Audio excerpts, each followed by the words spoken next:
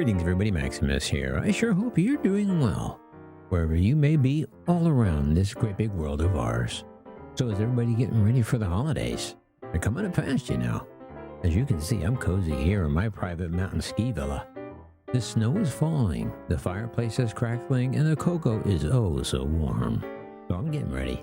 How about you? Well, I have another big aviation show for you today, and if it's your first time visiting the channel, I hope that if you enjoy the content, that you would consider subscribing to our little aviation family. Okay, so before we get to the Boeing and Airbus news, there is finally some breaking news of sorts of the disappearance of Malaysian Air flight MH370. The Economic Times is reporting that the government of Malaysia is set to relaunch the search for the MH370, the Boeing 777, which disappeared in 2014 with 239 people on board.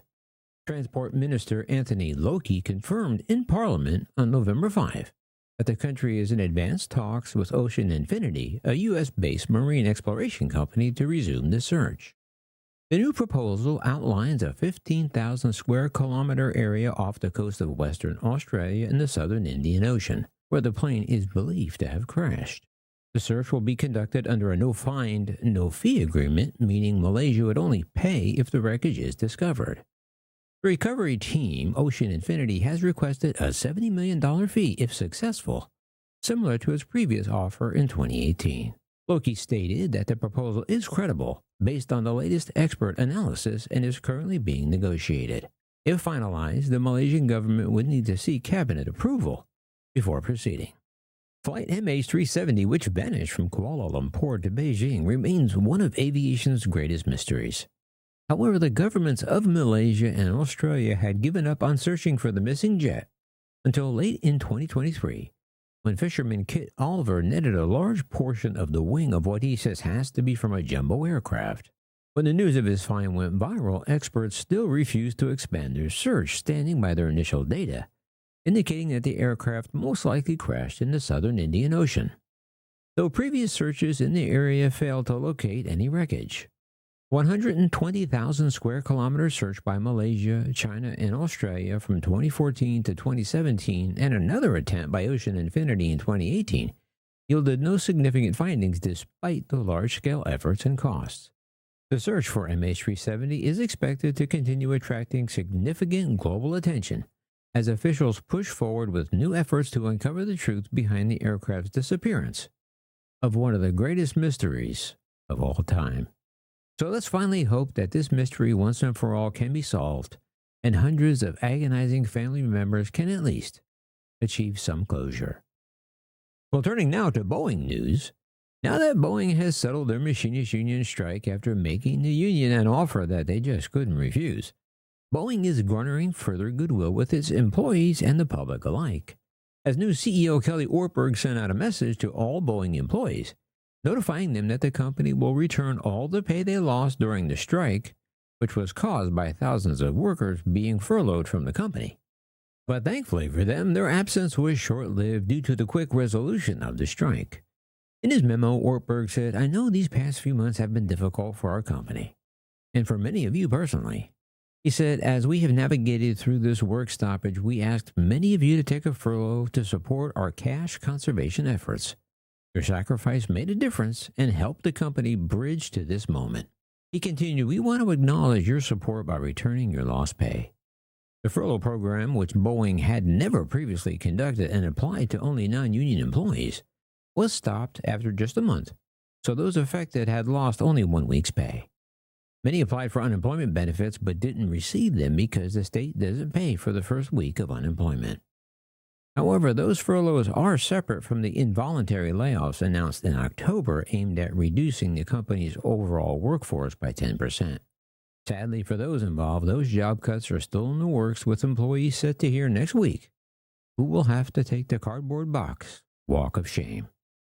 Well, continuing with Boeing's comings and goings, Elizabeth Lund, Boeing's Senior Vice President of Quality and one of the company's most prominent female executives, announced that she will be retiring next month. However, I don't think that was her first choice. I think that was just the best of two options, if you know what I mean. Lund, 59, was given the job of restoring Boeing's quality control after the Alaska Airlines Flight 1282 door blowout in January. With Boeing in crisis ever since, she has been consistently under the spotlight, required to answer questions publicly from regulators and Congress about how the serious lapses happened, and explain Boeing's plan to fix the quality management system.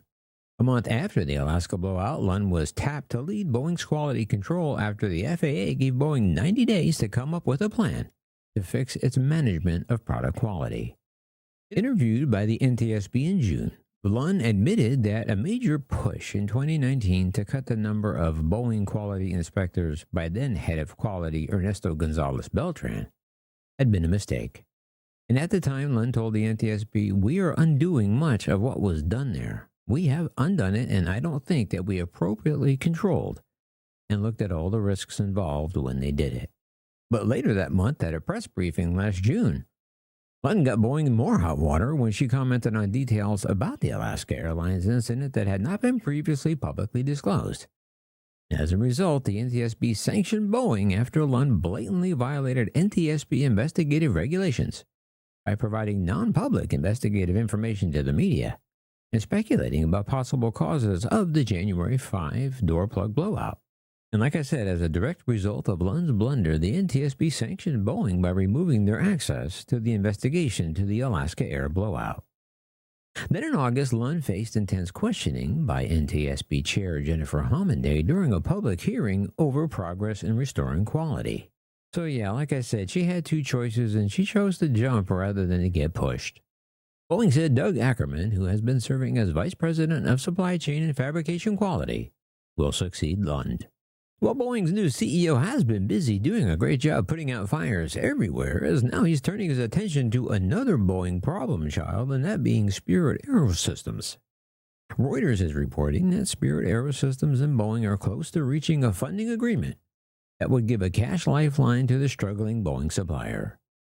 Word is that a deal could be announced in the next few days, according to a source who spoke on condition of anonymity, said the private talks are ongoing and cautioned that it's not a done deal yet. Spirit Aero is juggling financial and production challenges, having recently issued a liquidity warning after 4 years of losses and expects to burn around $450 million to $500 million in cash over the last 3 months of 2024 and first half of 2025, according to filings. And finally, we end with some Airbus and Boeing news. Reuters is reporting that Taiwan's China Airlines is nearing a decision to split a multi-billion-dollar order for long-haul jets between Airbus and Boeing, while an order for freighters between the two companies hasn't yet been decided. Taiwan's largest carrier has been weighing Boeing's 777X and the Airbus A350-1000 as replacements for its fleet of 10 Boeing 777-300ERs to provide capacity for future growth. China Airlines could order as many as 20 passenger jets to be split equally between the two plane makers, while the choice for freighters was at least being weighed against the backdrop of the U.S. presidential elections. But now that the election has been decided, it's more likely Taiwan will go with Boeing over Airbus, as Taiwan is said to feel more comfortable under the new U.S. leadership. Such a deal for the passenger jets would be worth almost $4 billion after typical industry discounts. A final decision depends on the airline's board, and there is no guarantee at present about the numbers and types of planes in any formal deal. China Airlines ordered 16 Boeing 787-9s in 2022 to replace its aging fleet of Airbus A330s. China Airlines told Reuters that it plans its fleet based on market demand and corporate developments and carefully studies the relevant technical and commercial conditions to select the most appropriate type of aircraft. And with that, you're all caught up on Boeing, some Airbus, and breaking MH370 news. Oh, and stay tuned because later this week I'm going to have an update on the dire situation of NASA astronaut Sunny Williams as she grows ever sicker in space with no help in sight. And of course, before you go, don't forget to do all that YouTube-y stuff. And remember, leave the rubber on the runway and your troubles on the ground. And I will see you next time in the air. Yeah. This is Maximus.